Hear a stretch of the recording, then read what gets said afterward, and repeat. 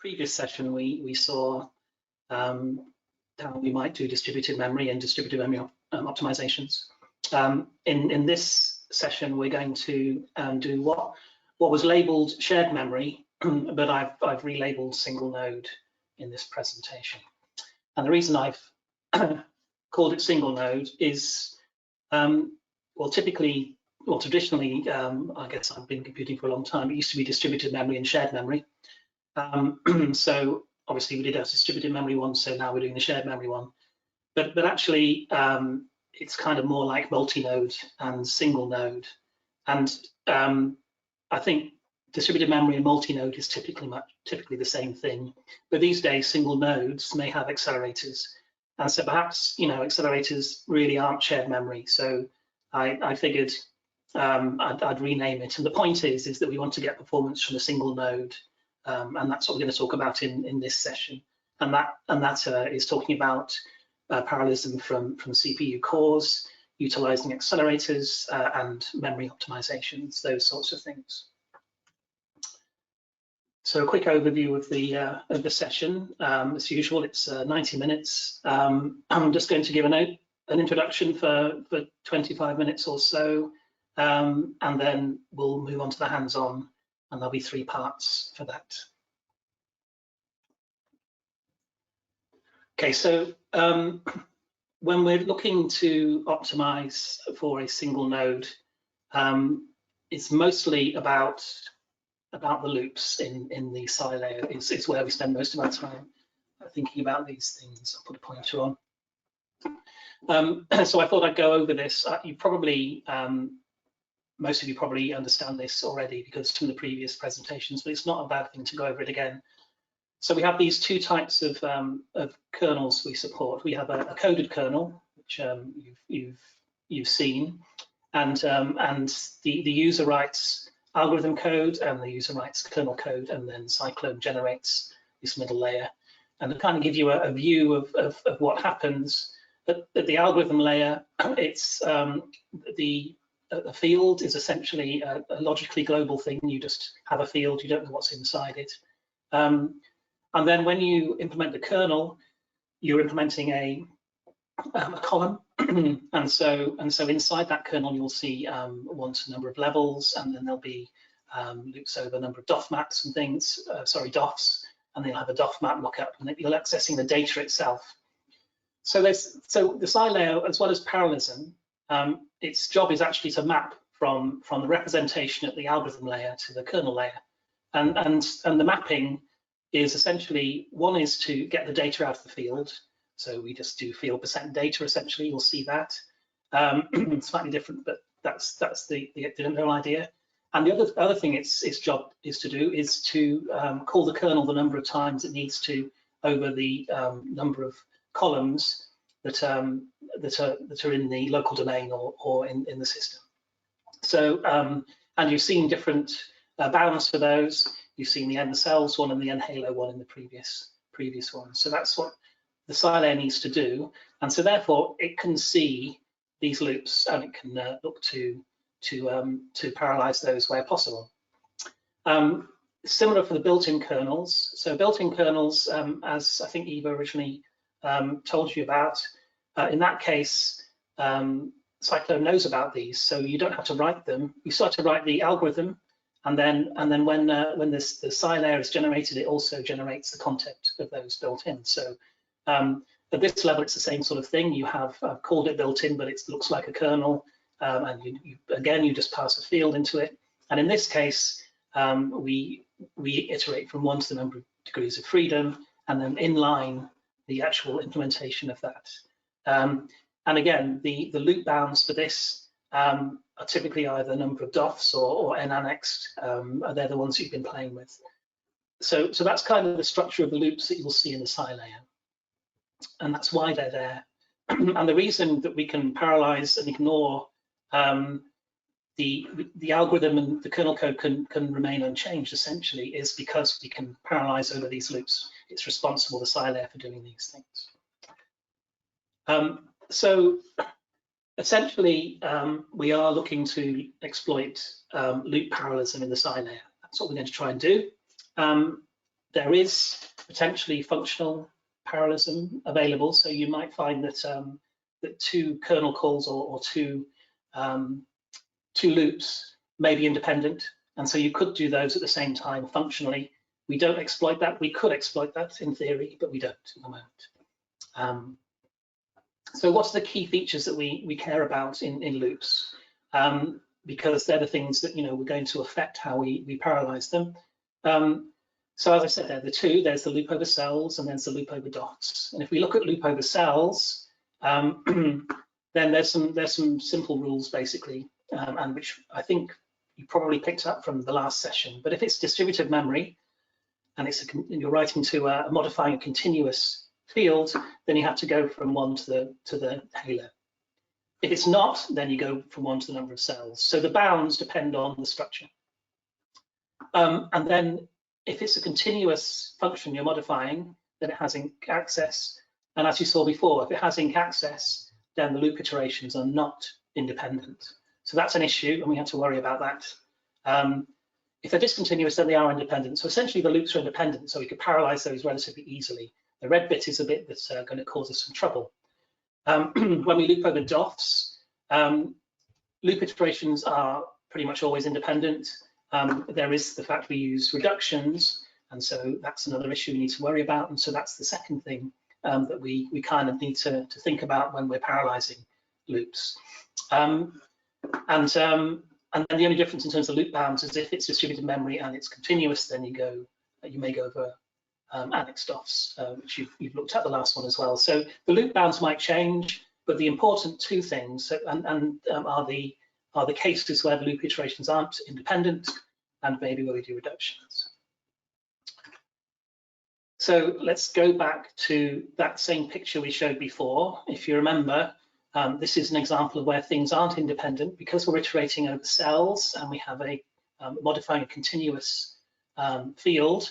So in this case, when we iterate over this cell, we're going to modify this value, but so is this one, and so is this one, and so is this one. So we can't parallelize this thing. We can't do them all completely independently. So what do? There are a number of options. Typically in finite element codes, you do what's called coloring.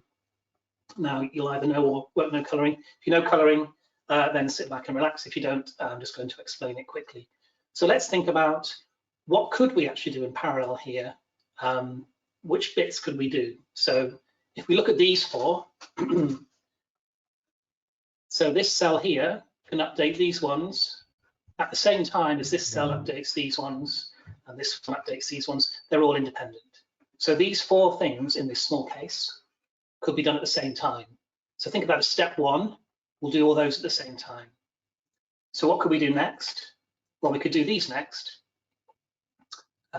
because they're all independent of each other. And notice that we're now accessing the same thing, but because it's the next step, it doesn't matter. This one goes first, this one goes second. So we've got a natural order to these things, so there's no race conditions. And we can continue this process, a third step, and then a fourth step. And hopefully you can see why this is called coloring, because you're kind of coloring in the cells. And it's similar to the kind of red-black that people know of with SOR. It's just in this case there are more. There are four. In our particular case, there are four colors.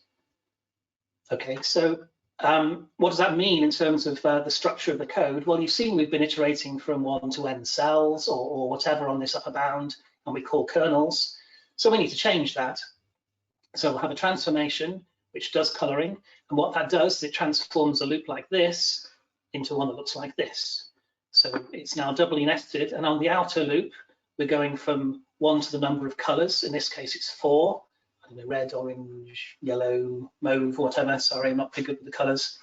And that outer one has to be done sequentially. So there are those 4 steps, 1, 2, 3, 4. But on the inside, if it's the same color, they can be done in parallel. So we can then parallelize this inner loop.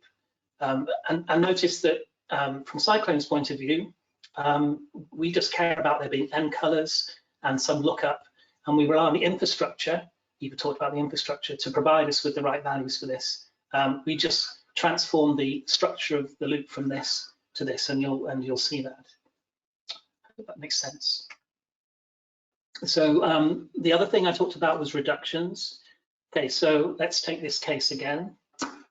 This is the same one we showed for the distributive memory one. So now we've got this some data that we want to essentially sum into a scalar. Now, how could we do that? Well, we could do partial sums. So one thing is if you just give so imagine different threads coming in here, and maybe you give the first thread some of the iterations, the next thread some more, the next thread some more. So you're splitting up your iteration space and sharing it amongst the threads. What you could do is you could have a private A. So each thread updates its own value of A, and then once it's finished, then at the end you could sum all those results together, and then you'd get the sum for everything. That's one option. Another option would be to actually put a lock around this so that only one thread could ever update this thing at the same time. So that's another option. But there is an issue with this, which is reproducibility. So when you sum floating point numbers in different orders, you can get different results. So if you had infinite precision, then you wouldn't, but because floating point numbers are finite precision, then you can get different results. It shouldn't affect the science, so the science should be the same, and there's big arguments which say actually we need to accept the fact that we're not going to get reproducibility, but there are certain cases where it's considered to be important to be able to get these, and one area is testing. So if you're testing, you just want to make sure that you're getting the same thing each time. It's nice to get reproducible results because then it's easy to check. And debugging as well. If you know there's a bug somewhere, but if the numbers keep changing every time you run it, then that's going to be hard to debug. And actually, in some situations, it's still an operational requirement to be able to have this. Not for all operational models, but some still have it as a requirement at the moment. Whether that's going to go or not is unclear, but it's still there at the moment. And I should probably be clear that what I mean by reproducibility isn't reproducibility across all partitions. So you can't change the number of processors, you can't change the number of threads and expect to get the same result. That's not what we're saying here. We're saying given the same code with the same environment, and by environment I mean number of MPI, the way it's partitioned, OpenMP, the same number of threads if it's OpenMP, then you get the same results. So that's what I mean by that. Okay. So there's something else that that we're going to be doing in this session, which we've not talked about before. We've really been just talking about the Psi layer and modifying that. And PSyclone creates a PSI-R for the Psi layer, and then we can modify that, adding directives, etc., to improve performance, and then we output the code. But we might also want to modify existing kernel codes. And we haven't talked about this, but we're going to see an example of this when you do the tutorial. And the reason for doing that is you might want to restructure existing kernels for performance. You might want to add some directives in there for increased parallelism. So there are reasons why you might want to go and actually modify the kernel code as well. So PSyclone allows you to go in and do that. So what we do is PSyclone also gets the kernel code and translates that to PSI-R, and you've probably got that from what Sergi was talking about. And then this allows us then to transform the kernel code as well, and then we can modify that code. And this is relatively recent functionality, so there's not lots and lots of functionality on that, but you will see some in the tutorials. So I'm just going to go over what each of the things you're going to be looking at, in case you're not that familiar with some of these terms. So you're going to be doing some OpenMP parallelization. So the OpenMP is the OpenMP for multi or many core CPUs, not the GPU part of it. The reason we use OpenMP is because it's well used and supported. And as you probably noted, you've got the ability to do OpenMP by itself or mixed mode in PSyclone. So you can do MPI plus X, where X is OpenMP in this case. And the directives you're going to use that are available through PSyclone transformations are parallel. And parallel essentially says this is a parallel region of code to the compiler. Then there's do, and do you put before a loop, and that says please run this loop in parallel. What that means is partition the iterations up and give different iterations to different threads. Then there's a combined one, which is called parallel do, which basically says declare a region and do the loop at the same time. And then both do and parallel do in OpenMP have the ability to support reductions. You can specify there's a reduction. Interestingly, OpenMP reductions are not guaranteed to be reproducible, even if you have the same number of threads and the same thing at a time. That's not in the spec. So there's an issue there, and you'll hopefully see how we potentially get around that in the tutorial. Okay, so that's OpenMP. I'm just going to do this other slide very quickly. The point, this is the same one as I showed last time, but I just wanted to point out that we did, when we go parallel, we did go both OpenMP and MPI parallel at the same time. I think that's all I really wanted to say on that slide, because I've already presented that before. So OpenACC, so the reason you would do OpenACC directives is to parallelize for GPUs. It's a well-used standard, but it does have an issue that it's only supported by one vendor and only has one compiler essentially that it works for. But until recently, it was the only game in town if you wanted to do Fortran on GPUs until recently. And another reason why we've used it in the past and now is that we've very kindly had help from NVIDIA to do some of this stuff. So obviously, if they give us a help, then we're going to be using the technology that people help us with. So so that's kind of the reason behind using OpenACC. And again, in theory, you can run OpenACC by itself, or you could mix mode it with MPI plus X, where X now is OpenACC. Now, so big caveat, this is early days. We don't actually run LFRic at all in parallel on GPUs. So this is really about partial functionality, and there will be bugs and implementations. I've not tried to hide those. In fact, hopefully I point those out in the tutorials. But it'll show you the sort of things that we plan to do. You will see working OpenACC, and Andy's going to show that for the Nemo API in his tutorials. But I think it's still worth going through to show the sort of things you can do and the sort of things we will be able to do in the future. So we are concentrating on OpenACC at the moment, but the question is people often say well, why don't you do this? Why don't you do that? Well, we do plan to support OpenMP.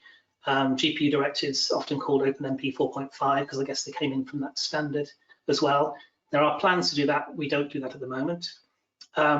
Again, partly because it really wasn't available until recently to run on some of the machines you wanted to run on. Also, Sergi CISO is going to give a presentation on some of the things we're looking at in the future, and those things are also going to allow us to run on GPUs as well. So he'll give some more information about that as well, about potential future solutions for GPUs. The directives you're going to see, again, using PSyclone transformations, you're going to make use of kernels. So the kernels directive, you specify essentially a region that you'd like to offload onto the GPU. And in that case, the compiler is responsible to parallelize that. So you just say kernels, and it's up to the compiler to do it for you. The equivalent of that, where the compiler doesn't do it, is parallel. So in that case, you can specify a region, but it's the user's responsibility to specify where the parallelism is in that. And one way to specify that is loop. So so you can specify that loop is parallel in a similar way to we did in OpenMP. And that loop directive works within either kernels or parallel. And so in the parallel case, it will make it go parallel where it wasn't before. In the kernel's case, it's just saying to the compiler, you don't have to worry about it. I'm telling you it's safe to do this. And the clause we use in there are other clauses, but the clause we use in there is independent. That basically says these loop indices are independent. You can do them in parallel. The next one is called enter data. So what that does is it specifies data that should be copied from the CPU to the GPU. And the nice thing about this is that it only copies data that's not already on the GPU. And you can ask this question in Slack if you like, but there's a reason why we use enter data rather than data and end data. It allows us, it's basically because our invokes, we don't know the context in which they're in. We don't know things outside of it. So if this just says, if anything's not on the GPU, copy it across, that's essentially what we need at that point. And the nice thing about it is it avoids copying. So if you have multiple kernels or parallel regions, rather than data being copied backwards and forwards, data stays on the GPU. And the final one is routine. And this is one example now where we actually have to change the kernels. It's a very small example, but it's still needed.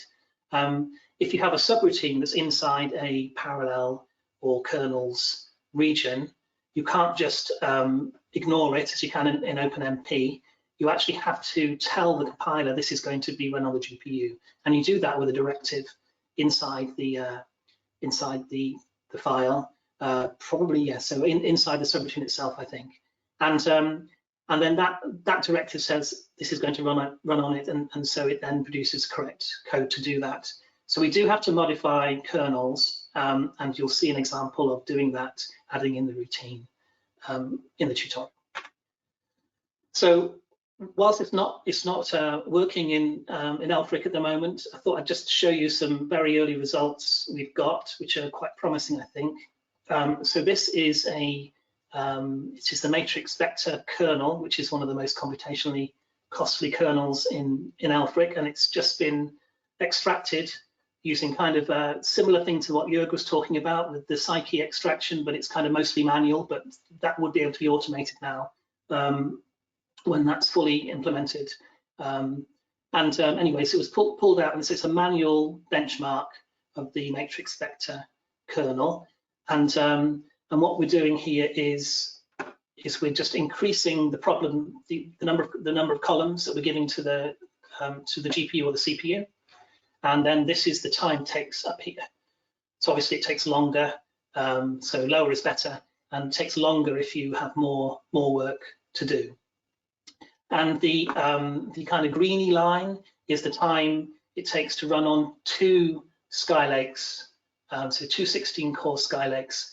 And this is actually optimized code. So at the moment, this is running roughly twice as fast as the current matrix vector that's in LFRic, because it's already got optimizations that we've done in there which improve the memory. So that's about as fast as we can probably get on 2 Skylakes at the moment. Maybe there's some other things we can do. But if we do optimized GPU as well, then this is what we get for the purple, is what we get for this.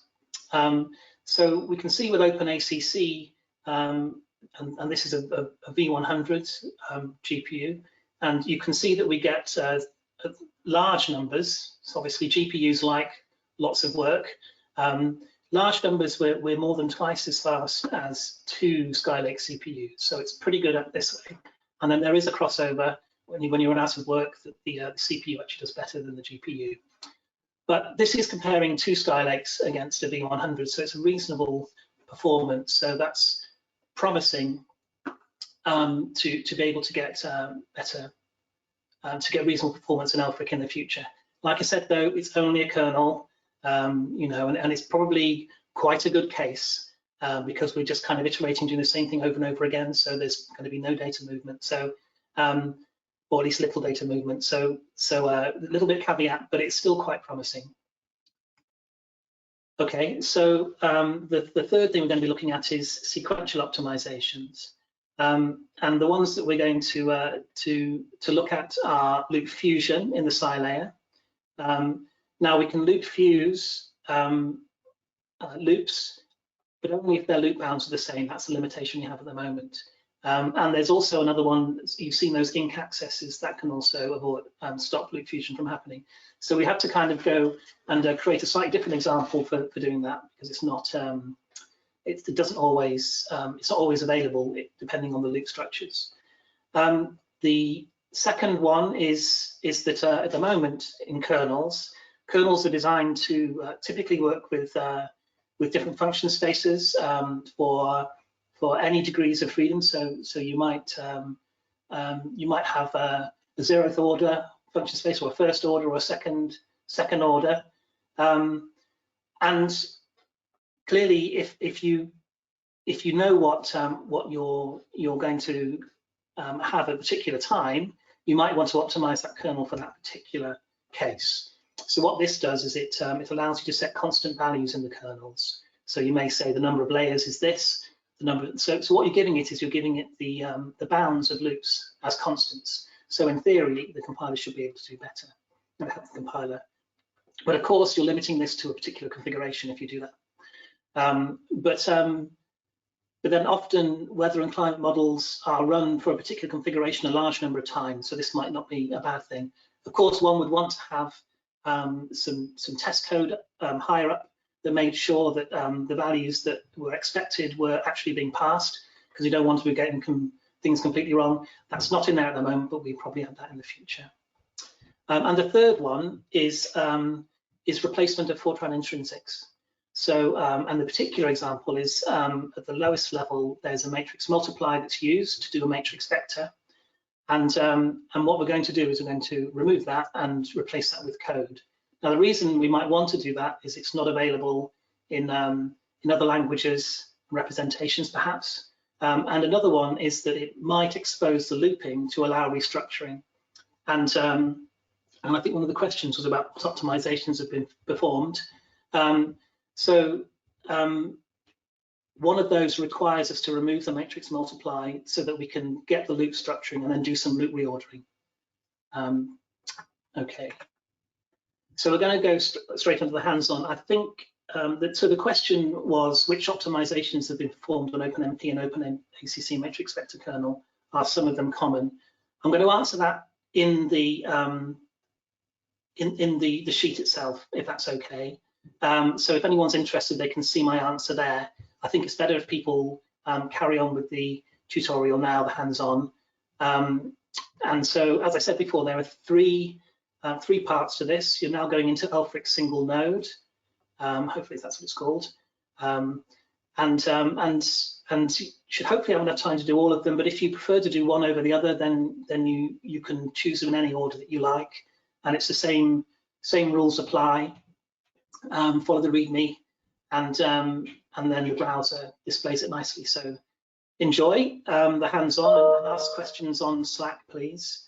And like I said, I'll answer the question that's been posed in the document itself. Okay, have fun, everybody.